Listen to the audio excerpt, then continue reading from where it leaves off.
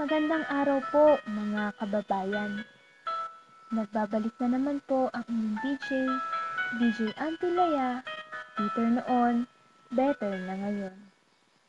Andito na naman po tayo sa segment kung saan nagbabahagi tayo ng mga nakakaantig na kwentong makakapagpabago ng ating mga buhay.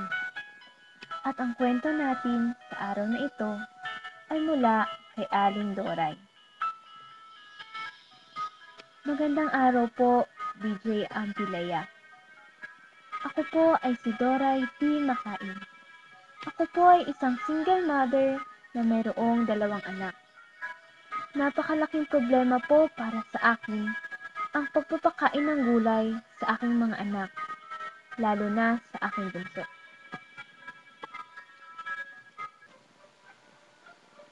Mga anak, halina kayo. Kumain na tayo. Opo, Nay. Papunta na po. Maupo na kayo. Masarap ang niluto kong ulam ngayong gabi. Nilagang baboy. Wow! Ang sarap naman ng ulam natin ngayon. O siya, sige. Magdasal na muna tayo. Pangunahan mo na nga muna. Opo, Nay. Panginoon, maraming salamat po sa pagkain sa aming hapagkainan ngayon. Amen. Kainan na. Yehey! Oh, dahan-dahan lang sa pagkuha.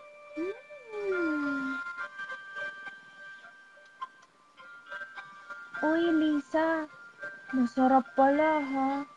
Tinatabi mo naman ng kulay sa pinggan mo. Huwag maingay. Ayoko kasing kainin eh. Uy, Lisa, narinig ko yon. Bakit ayaw mong kainin ng gulay? Nay, di po kasi sila masarap.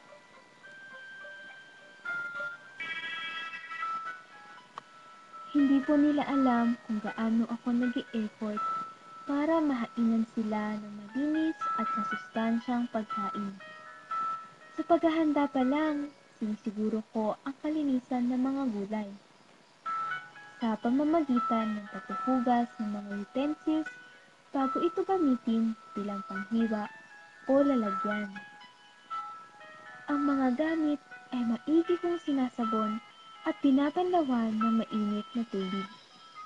At syempre, bago at matapos kong hawakan ang mga gulay, hinuhugasan ko ang aking kamay ng 20 segundo gamit ang sabon at maligamgam na tubig.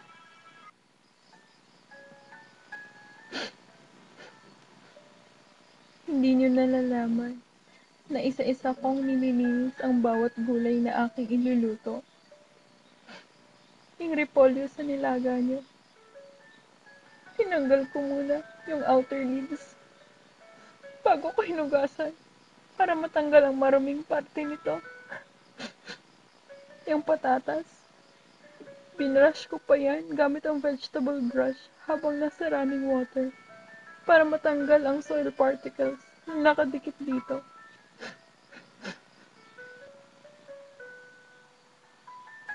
Bakit pa kasi nagtatanim pa si Mami ng mga gulay? Lagi tuloy may gulay yung mga hinahain niya.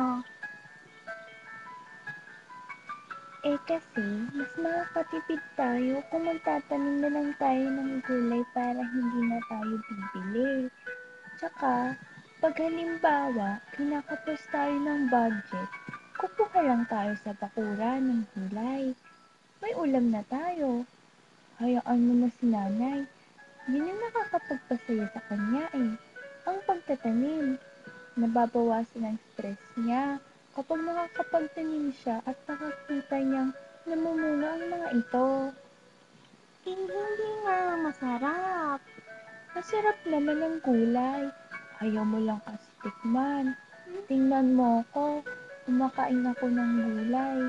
Nahanda ni nanay. Dahil dun, hindi ako sakitin. Hindi tulad mo, laging may sakit. Oh, ganun pala. Sige na nga. Try ko na nga. Pero, paunti-unti lang ha. Oo, kahit unti-unti lang, okay lang yun. Kahit naman ako nung una, unti-unti din lang. Sige, sa susunod, kakain ako ng gulay.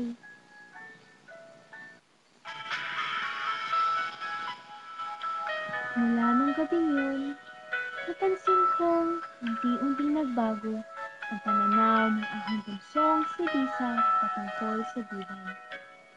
Natutuhan niya kumain ito. Tinutulungan niya na rin ako at ang kanyang kapatid na si Mona sa pagtatanim ng gulay. Sa katunayan nga, ang pagtatanim ng gulay ay naging banding na naming mag-iina. Kaya gaya mo, DJ Ampilaya, kung dati ay bitter ako, ngayon ay better na. Sumasa inyong Doray P. Makain. Ayan po, nakapakinig na naman po tayo ng isang kwento ng pagiging better mula sa pagiging bitter. Kaya kayo, huwag kayong mawawala ng pag-asa sa buhay. There are bitter times, but it will all get better in time. Magsama-sama ulit tayo bukas upang makarinig ng panibagong kwentong buhay. At ako nga po ang inyong DJ Ampilaya. Bitter noon, better na ngayon. Maraming salamat